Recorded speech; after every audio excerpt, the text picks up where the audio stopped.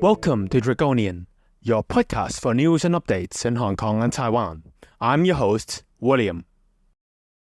Hi everyone, welcome to the 11th episode of the Draconian podcast. This is your host, William. Today, we will be discussing news from Hong Kong and Taiwan, with the first part about Hong Kong and the second part about Taiwan. So let's get to the first part.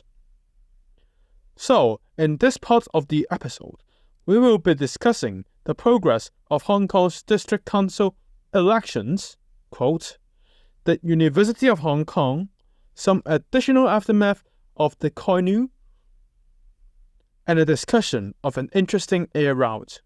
So let's start.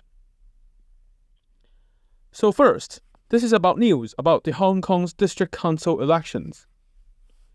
So, as the District Council quote election quote comes in the 10th of December, where you can vote, different political parties are now trying to amass its supporters and also trying to think of nominations and different other things that comes with the election itself.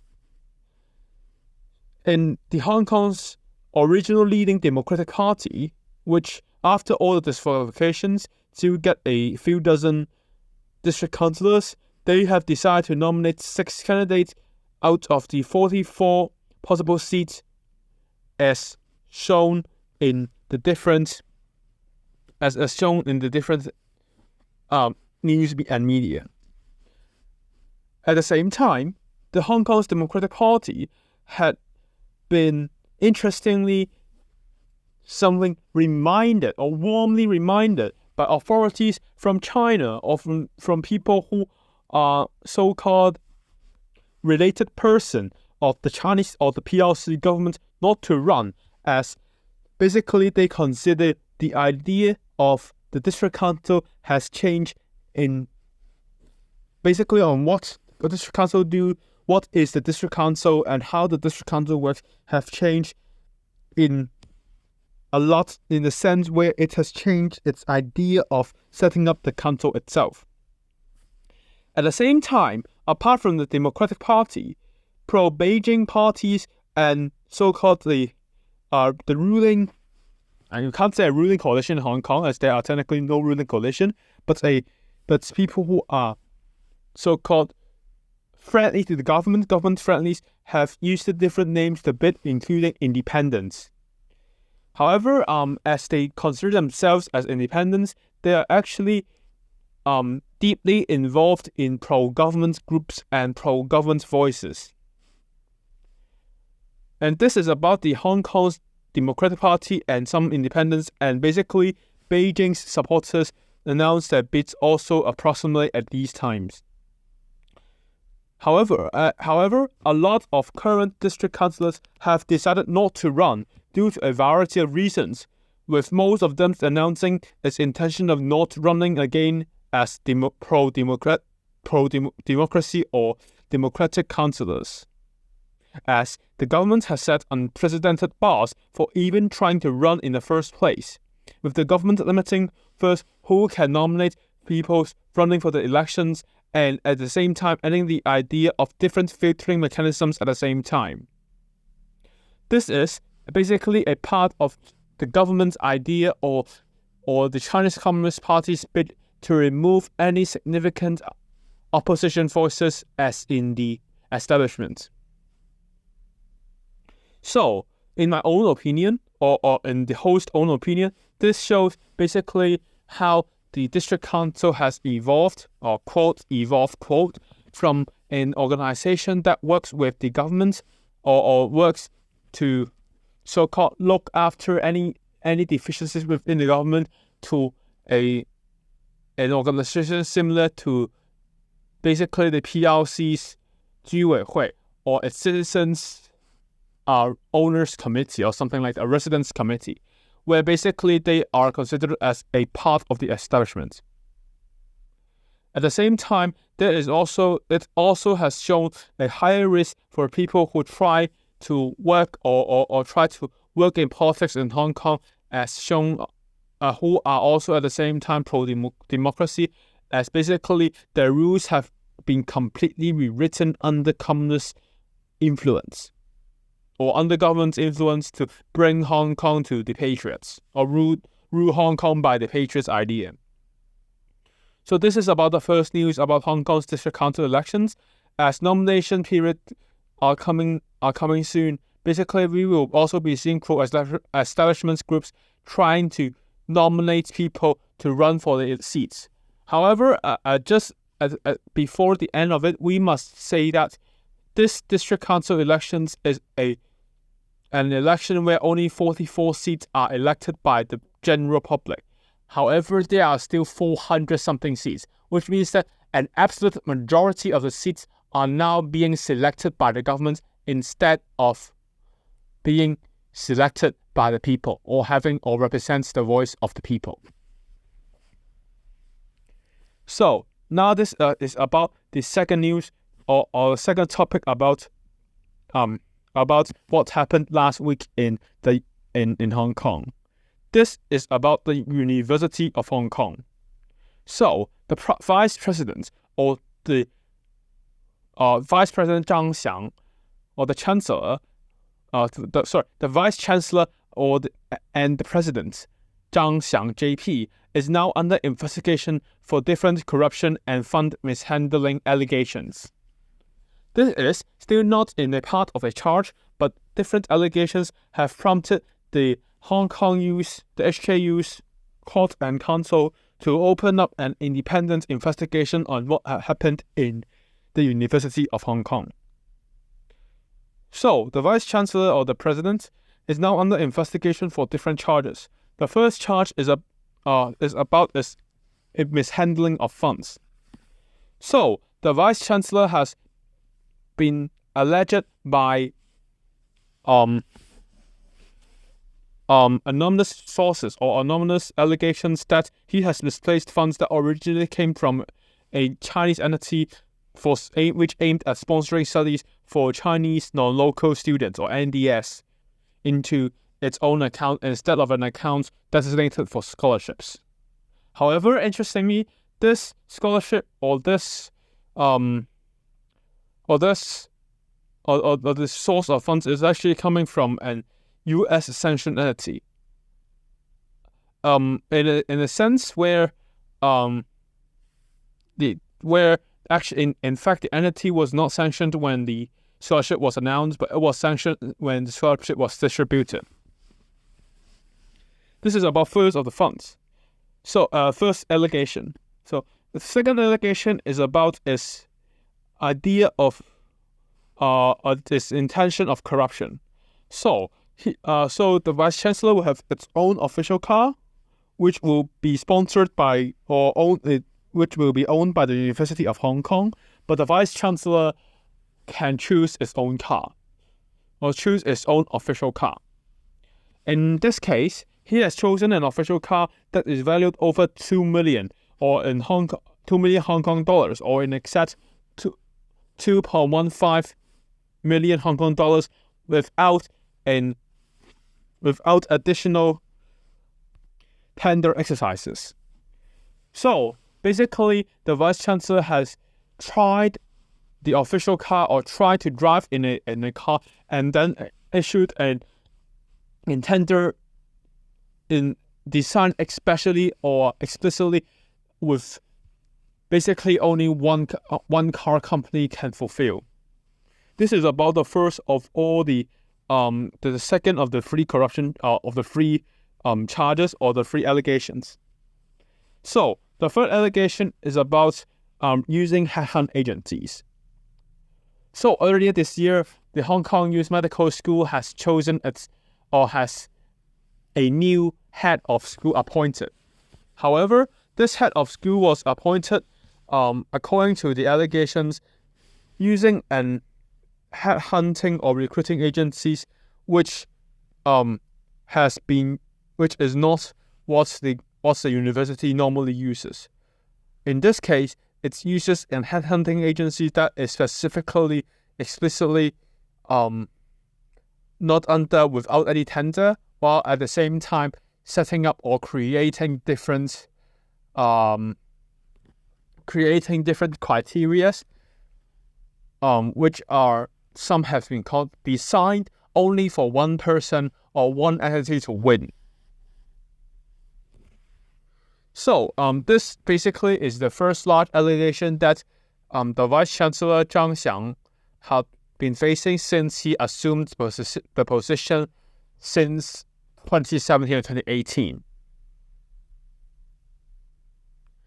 At the same time, it also showed the problems that internal governments has been facing within Hong Kong, especially in the sense of different things that are happening and allegations, corruption charges, anomalous allegations, and in some cases, even these allegations that should not have been existing. It also showed the challenges that the Hong Kong youth is now facing and the challenges that internal governments or good governance have been facing.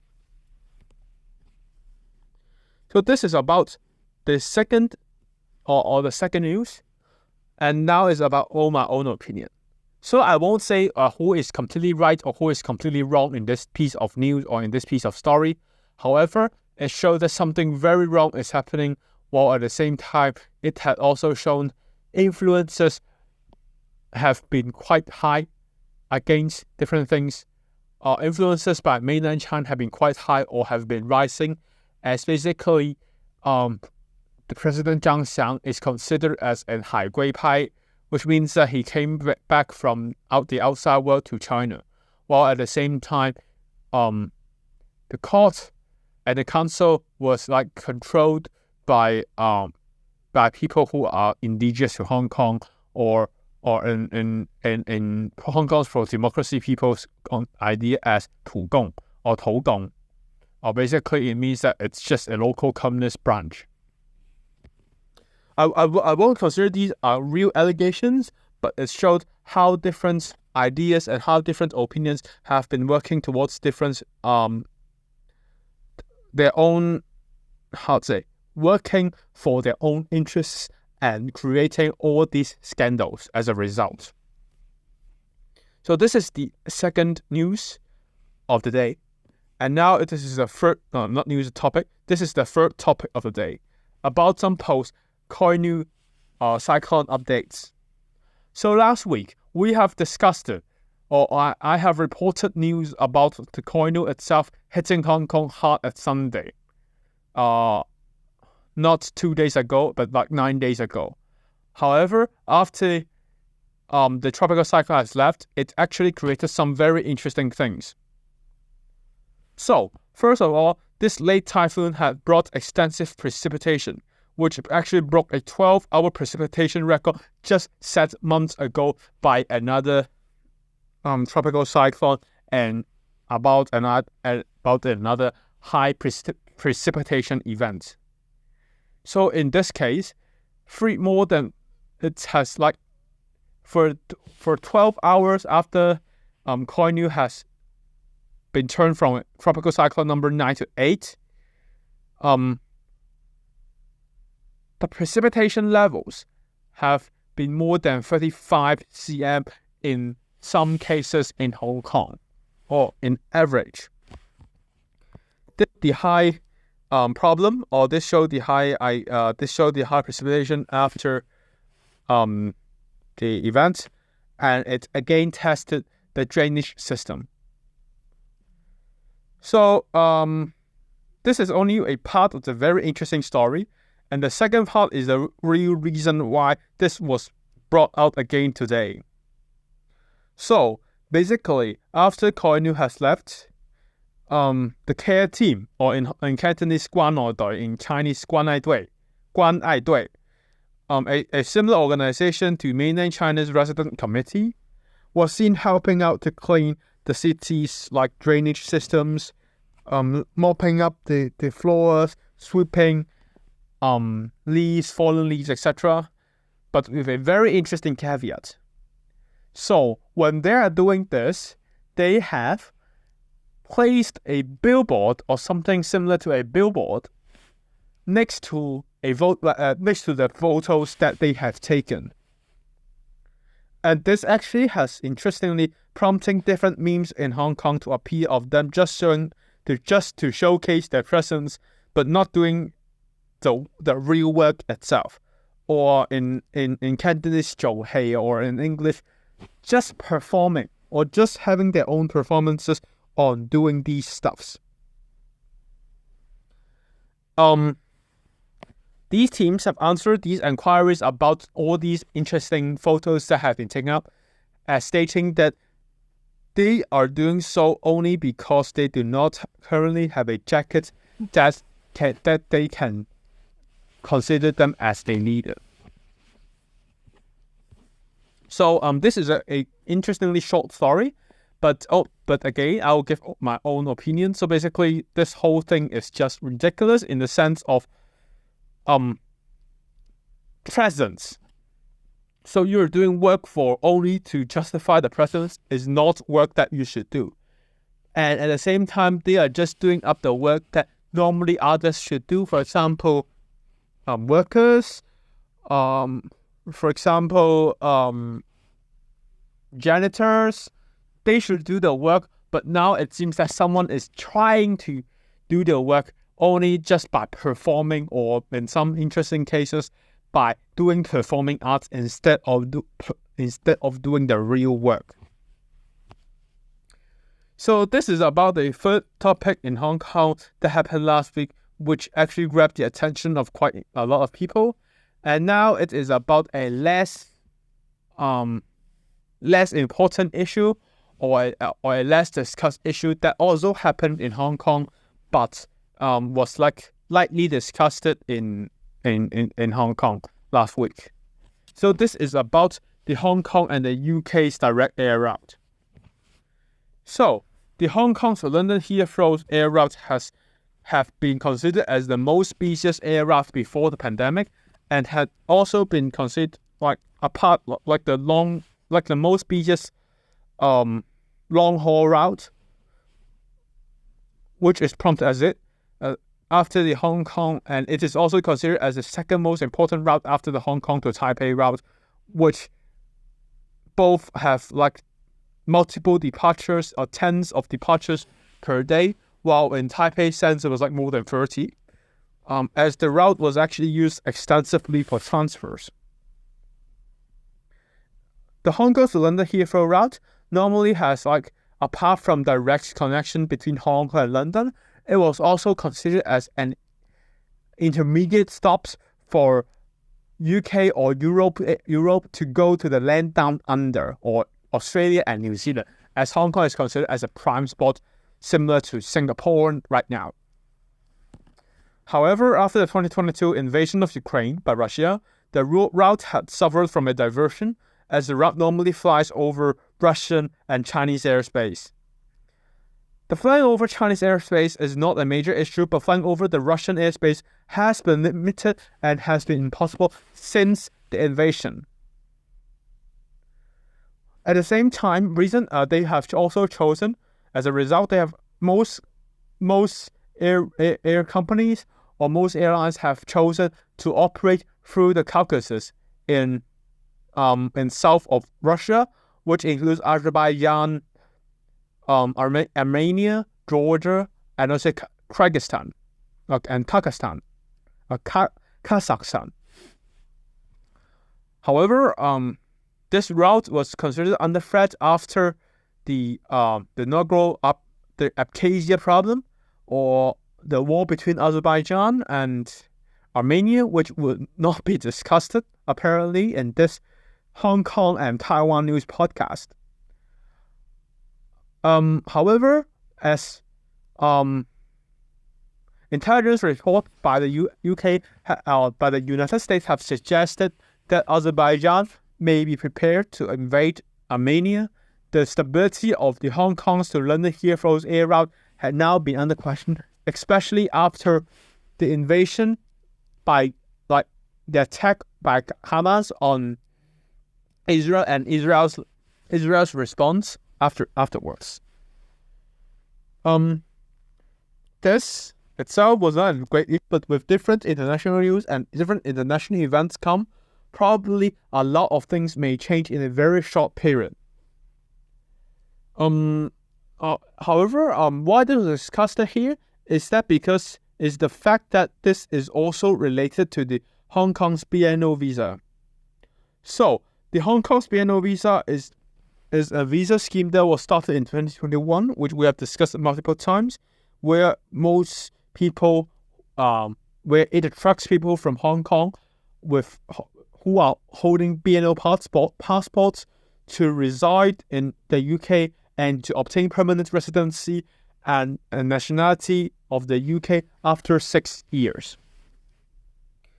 However, discussions are now being interesting things and discussions are now being discussed, especially as events in Israel means that both Israel, Lebanon, and in some cases Egypt will be affected, while basically it closes.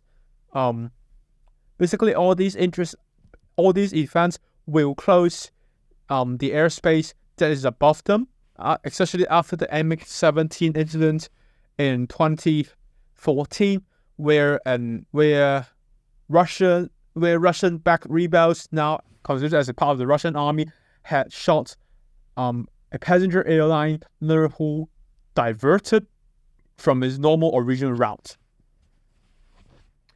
Discussions have also been here stating how the current invasion, especially locally, there were extensive discussions locally about where these invasions happening in Israel and Gaza and Azerbaijan and Ukraine may further impact the route and further impact the feasibility of this transcontinental route between Hong Kong and the United Kingdom. Other company or other events or other companies may also be affected, or other air routes may also be affected, but the Hong Kong to UK air route will be much more affected, while at the same time the Singapore to the UK air route, which is less likely related, may actually be the beneficiary for all these wars that are happening in the Caucasus, in Russia, in Ukraine, and a possible invasion in Georgia and in the Middle East. So these are now about all the news and topics that we are currently that we will be discussing that are considered important with related to Hong Kong in this week. Just a few thoughts. Basically, a lot of people in Hong Kong are still stuck. Most of the youth are stuck here because of the lack of money. While at the same time, in most of the grown-ups, fathers, families are stuck here because of their reluctancy to consider the change or to acknowledge that things have changed fundamentally. So this is all about part 1 of the 11th episode of the Draconian podcast. And now we are going to the second part of this Draconian podcast. So in this second part of the podcast, we will be discussing about news about Taiwan. So first, we will be discussing about updates to the presidential elections in 2024, an update on Taiwan's own National Day, especially on deterrent speech and the idea of Taiwan as an independent state and the cross-strait relations and peace, and etc. While at the same time, we'll be also discussing a local pop culture news about the 5th Work Bell Joint Awards, which is originally a parody award that a side project or parody project of a YouTube channel. So let's start. So first we will be discussing Taiwan news about Taiwan. So first we will be talking about Taiwan's National Day. So Taiwan's National Day is celebrated Taiwan's National Day is celebrated annually on the 10th of October. So this year's National Day is a bit different, or it's a bit interesting, as this is the last time the outgoing President Tsai Ing-wen will host the National Day event, or will deliver a speech as the President of the Republic of China. In this speech, President Tsai had continued its stress on the importance of deterrence through strength and international cooperation and the importance of peace within the Taiwan Strait. In a lot of cases where we are seeing the responsible party being so-called abused by actions that are done by the irresponsible party. At the same time, I've also explicitly stated that peace is the only option that is possible for the Taiwan Strait. As shown in here, peace is the only option that we can consider possible in Taiwan Strait, especially for all the wars, all the events, and all the activities that are surrounding Taiwan right now. Risk is coming high, and that we should be de-risking, but not de-escalating, as appeasement policies won't work. And this is about the morning events in Taiwan, and after the National Day, it's also this National Day also came the former Prime Minister of Australia visiting Taiwan. So, still a current legislator, Scott Morrison have visited Taiwan and basically stressed the importance of Taiwan's position in the whole world and etc. And also about the idea of friendship and friendliness. Furthermore, in this October or in this National Day, it also happened to have another delegation from the Japanese Diet or the Japanese legislative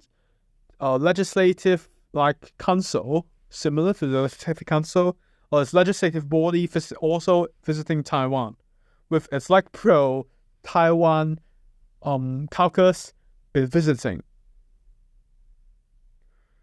So basically, it showed how we are seeing this whole thing, while at the same time we are also seeing the stress of importance of peace, stressing deterrence through strength, with the President Tsai explicitly stating the Indigenous submarine program within the whole discussions and so on and so forth. So this is about the first part, and now is about the second part. So this is about the presidential elections in 2024. So the opposition parties, not the opposition itself at large, but only the parties are now trying to yield one set of candidates to run against the incumbent Vice President William Lai. So, a meeting between the opposition parties, the Chinese Kuomintang and the Taiwan People's Party, to discuss a possibility of collaboration between the parties to yield only one set of candidates, just to so-called a 直球对决, or something like just 1v1 event. They reached some consensus about this, about the importance of doing so. However, the idea of how this should be done or in what ways should this be done had not been discussed extensively. As shown, they have also reached some consensus.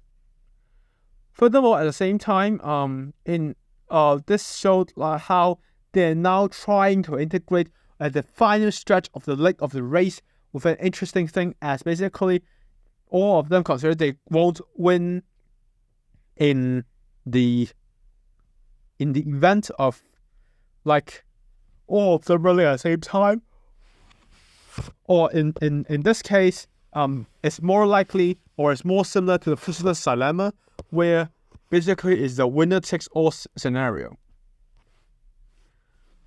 This is about the opposition, and now it's about the ruling party. So the ruling party had got to the south, has gotten to a university to have discussion with the students and etc. So they are now discussing about the social housing issue, where President Lai or the Vice President Lai had been pushing the idea of creating 140,000 flats of social housing within 8 years.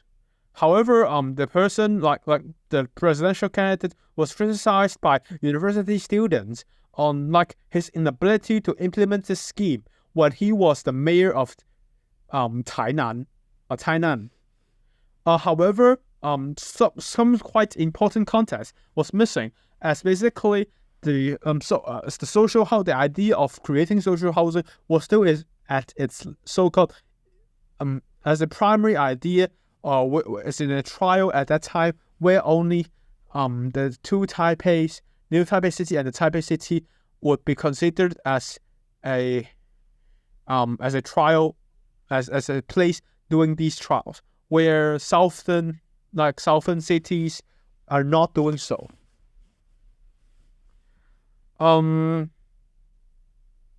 won't say who can win, but basically, for a current trajectory, it will show the idea, or it will show how different possible candidates will run. So this is about all of the updates about the presidential elections in 2024. And now is the final news about Taiwan. So this topic is about the 5th Walk Bell Joint Awards. So the Walk Bell Joint Awards was originally a side project of a YouTube channel called Not Safe for Work, originated in Taiwan that started in 2018. It was considered as a parody to the Golden Bell Award for Taiwanese media, or for Taiwanese drama, and also for the Golden Horse Awards for the whole Taiwanese and enlarged Chinese at large movie industry. However, it has basically since then grown from a normal parody to an annual event for different Taiwanese YouTubers, as a place to celebrate their stories and to celebrate the different events happening, or celebrating different accomplishments each year, while at the same time having different people laughing at the same time, while basically coming up, supporting their favorite creators and so on. It is, however, the first time that this event has been hosted in southern Taiwan, at Kaohsiung, as opposed to Taipei, where it was hosted from the 1st to the 4th Walk Bell Joint Awards. It was considered as an idea, or why this was taken into this contest is that it showed the North-South divide, or the alleged North-South divide, or the 南北差距in Chinese, 南北差距 in Cantonese, where basically it's stating the divide or the division of development that are shown, or that are apparent between northern and southern Taiwan. It was also at the same time a Japanese porn actress also appeared in this Walk Bell Joint Award as a special guest, while at the same time a lot of large YouTubers did not attend this, and was jokingly placed into a joke, or into a mid-event performance by Zheng Boen, or Brian Zheng, from SCR Network. So now it's about all my own thoughts. So the first thought is about Taiwan's National Day. So basically, I would say Taiwan is still in danger, considering the how China is not backing down its claims on Taiwan, and how China is doing this whole stuff. At the same time, this is about a more international. This also brings us to an international news topic about Taiwan, which will be discussed later. Furthermore, the second is about the presidential elections. Basically, if the opposition could not yield only one sub-candidate, the incumbent DPP would win. And considering how the DPP is working, and how the youth in Taiwan has been affected by basically the youth, the media, and etc. are all affected by 认知作战 or by cognitive warfare. The last is about the Walk Belt Joint Awards. This is basically another involvement or a development of Taiwan's own independent media industry. That shows how Taiwan is developing different things, are diversifying its own set of things that they can offer, while at the same time providing different things at the same time. This is all about like no local topics in Taiwan. And now this is the final piece of final topic of the day, or the final piece of information of the day. So basically, this is about the two-state solution. So the two-state solution was proposed by Taiwan, or proposed by Taiwan, or proposed by the U.S., or is considered by the U.S. as a viable political option that can go forward for the Taiwan Strait. Which is also like highly disregarded by the Chinese, the Taiwan Ministry or the Taiwan office of the Chinese Communist Party. However, during the Gaza, like the war initiated by Hamas, China suddenly, after all the atrocities conducted by Hamas and the response by the IDF, the Israeli Defense Force, it suddenly came up with the very I can't say, but it's a very interesting solution of a two-state solution for both Palestine and Israel. However, this basically is the same thing that Israel had been advocating for since the 1980s, while at the same time it also showed how different, basically showing the double standards that are happening within China.